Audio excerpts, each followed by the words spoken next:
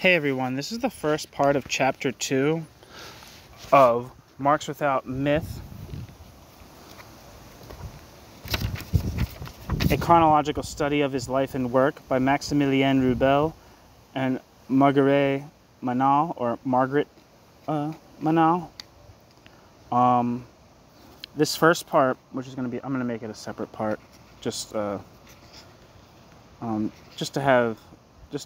make things a little cleaner and easier to digest, is a chronology of important events that were happening in the world in Marx's life, right? So this part isn't about Marx himself. This is about Europe, in this case, in the world, between 1844 and 1849. This includes important publication events. Anyway, Europe, 1844. The economic distress of the cotton weavers in the Silesian Riesengebirge in Germany is aggravated by the competition of foreign products, as well as by the mechanization of the German weaving industry. Out of misery and frustration, the weavers damage local cotton mills and destroy equipment. The revolt is ruthlessly crushed by Prussian military intervention. In Rochdale, England, 24 Chartists and Owenite workers open a cooperative store called the Equitable Pioneers. They operate on the principle of selling goods at current market prices and distributing the returns among members according to their purchases. 1845. A bad harvest and potato blight in Ireland create massive famine. There is violent opposition to the Corn Laws, which prohibit importation of food to the starving population. Between the years 1841 and 1847, Ireland's population is reduced by half by famine and emigration. 1846. After a decade of widespread agitation, the Corn Laws are finally repealed. 1846. Nobles and intellectuals in Galician Poland revolt against the domination of the feudal lords. By simultaneously inciting a peasant revolt against the landowners, the Habsburgs of Austria are able to exploit the general turmoil and assert their hegemony. The formerly independent city of Krakow is annexed to Austria. 1846 to 1847. A new wave of anti-Austrian sentiment is manifest in Italy as Prince Metternich attempts to occupy the papal city of Ferrara. The Austrians are ultimately forced to withdraw. 1847. A law is passed fixing the 10-hour maximum working day for women and children in Great Britain. 1847. Prussia's King Friedrich Wilhelm IV calls a united provincial diet, Landtag, at Berlin, the first representative body to assemble in Germany for the purpose of advising the king. Also in 1847, in France, political reform banquets are held in Lille, Strasbourg, and Rouen. The banquet scheduled for Paris is postponed by Prime Minister Guizot until the following year. Also 1847, Daniel O'Connor takes leave from the House of Commons and remarks in his farewell address, quote, "I am afraid that the English people are not sufficiently impressed with the horrors of the situation in Ireland, ... It's been estimated, ... that 1/4 of the whole population must perish unless something is done," end quote. Daniel O'Connell. Also 1847. Europe experiences its worst economic depression as a bad harvest coincides with a slump in business after a very active period of construction, especially in the railroad industry. New section. The revolutions of 1848 to 1849. In Italy, a separatist revolt of the Sicilians against the domination of the King of Naples provides the spark which ignites a general insurrection. The kings of Naples and Tuscany hastily agree to liberal constitutions in an effort to ward off revolution and save the monarchy. A counter-revolution is undertaken by the Austrians under Radetzky in the summer and defeats the popular forces of northern Italy. The King of Naples suspends the constitution and reverts to earlier methods of rule. The Republicans, led by Mazzini in Rome, Daniele Manin in Venice, and Giuseppe Garibaldi, continue to fight for a united Italian nation. Also in 1848, France, after the Liberals' reform banquet is banned once again, the people of Paris take to the streets to demonstrate against repressive misrule. Barricades are thrown up and the Hôtel de Ville captured. Louis Philippe abdicates and liberal members of parliament establish a new provisional government. They proclaim measures of social and political reform, national workshops, abolition of press restrictions, and the extension of suffrage rights to all male citizens over 21 years of age. The conservative royalists and moderate republicans nevertheless triumph at the polls. The radicals and socialists, led by Louis Blanc, Armand Barbès, Auguste Blanqui, stage an unsuccessful coup d'etat, which is quickly quelled and plays into the hands of the conservatives, who now pass a series of repressive measures. The decision to close the national workshops precipitates a popular uprising, referred to as the June Days, but it too is put down by the national military forces. New censorship laws are passed and the right of assembly is suspended. Napoleon's nephew, Louis Napoleon, is elected president, a sign that full-scale military dictatorship is in the offing. Also in 1848, in Germany, general revolution is avoided through Friedrich Wilhelm's clever tactic of ceding to liberal pressure for a German Reich, which would replace the loose confederation of states, the Bund. He permits a central representative assembly to be convoked at Frankfurt am Main in May, but since it bypasses existing governments and is composed of non-official representatives, this organization lacks executive force. What is more, the members are divided on the question of leadership. Should the future German Reich be constituted so as to include Catholic Austria, the Großdeutsch Plan, or Greater Germany Plan, or should the boundaries be more narrow, should be more narrowly drawn, giving hegemony to Protestant Prussia, the Kleindeutsch Plan. The Frankfurt Parliament is caught in a stalemate. Also 1848. At Vienna, in the Austro-Hungarian Empire, news of the uprisings in Paris encouraged demonstrators to take to the streets and demand the resignation of Prince Metternich. Both he and Emperor Ferdinand give in to liberal pressure, and the Diet is convoked to discuss the question of a new constitution. The quote March laws are passed, realizing the demands for a separate Hungarian parliament, and ministerial responsibility is put forth by the leader, Louis Kossuth.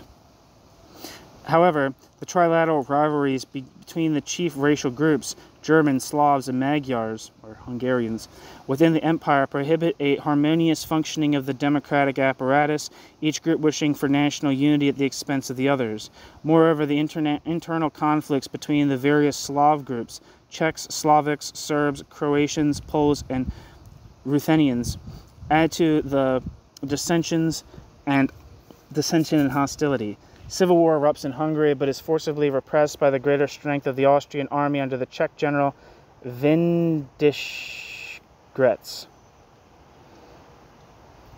A second mass uprising occurs in Vienna in October, but this movement for separate Austrian and Hungarian nations is also crushed by Windischgrätz and his troops. Two representatives of the Frankfurt Assembly sent to Vienna with messages of sympathy are arrested, and one, Robert Blum, is executed in November. In 1849, the Italian Republicans managed to take Rome, where they proclaimed the Republic and called a National Constituent Assembly. However, a four-nation attack on Rome, led by Austria, defeats this last stronghold of republicanism in August. Also 1849. Her strength now confirmed by military successes, Austria decides to withdraw from the Frankfurt Parliament and declares herself in favor of reviving the old Bund, which had previously operated to Austria's advantage by maintaining the particularism of the numerous German Länder. The Parliament offers the crown of the German Reich to Friedrich Wilhelm of Prussia, who refuses, certain that there will be no popular revolution to fear. When Prussia's representatives walk out of Parliament as well, the project of a united Germany is killed. Kossuth, also in 1849, Kossuth continues the struggle for Magyar national unity in Hungary. In April, the Hungarian parliament declares the country's independence. Kossuth enters Budapest and proclaims himself dictator.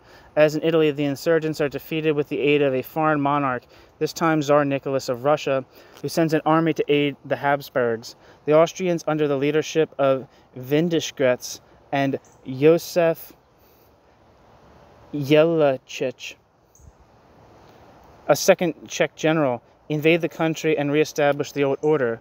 Kossuth flees the country. New section. The Americas. 1845. Under pressure from the pro-slavery states which need more land for agriculture, the U.S. Congress annexes the independent region of Texas, thereby provoking Mexico to declare war. 1848. After 3 years of hostilities, a peace settlement is negotiated, granting the USA full rights to the territories of Arizona, New Mexico, and California, along with Texas, in return for payment of an indemnity to Mexico.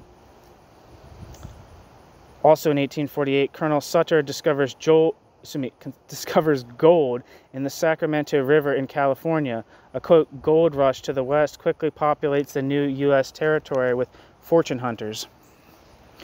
The Far East. New section.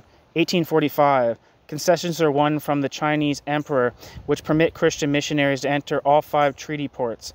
This agreement stirs up virulent hatred for the foreigners among the Chinese masses. 1845 to 46. The first war against the Sikhs, a religious sect living in the Punjab region of India, is brought to a successful close by the British colonialist power. The British Empire is extended to the banks of the Navi River. War erupts again 2 years later when the Sikhs revolt against the foreign presence. That's in 1848 to 49. The British succeed this time in subjugating the whole of the Punjab, northern India. Italy is now entirely a British colony. New section. Scientific and technological progress. 1844. Samuel F.B. Morse sets up the first working telegraphic communication between Baltimore, Maryland, and Washington, D.C. 1845. The first clipper ship is constructed. 1847. The German physicist Hermann von Helmholtz formulates the principle of the conservation of energy. New section. Important works published. 1844. Heinrich Heine. Deutschland ein Wintermärchen. Wintermärchen. Marx read that. 1845, Max Stirner. Der Einzige und sein... Der Einzige und sein Eigentum. I believe that's probably the ego in its own.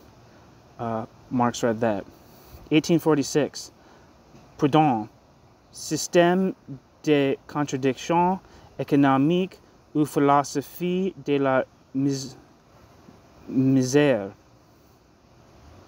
I guess that's systems of economic contradictions and the philosophy of poverty, which Marx says Marx read. 1847 to 53. Jules Michelet. Histoire de la Révolution Française. Marx read. The History of the French Revolution, I guess is what that translates as. 1848, John Stuart Mill, Principles of Political Economy, 2 volumes. Marx read that. 1849, Adolphe Quetelet, Du système social et de lui qui le régisse. Marx read that. Also in 1849, Henry David Thoreau, On the Duty of Civil Disobedience. Marx didn't read that. And between 1849 and 1850, Charles Dickens, David Copperfield. Marx did read that. The end. Thanks for listening.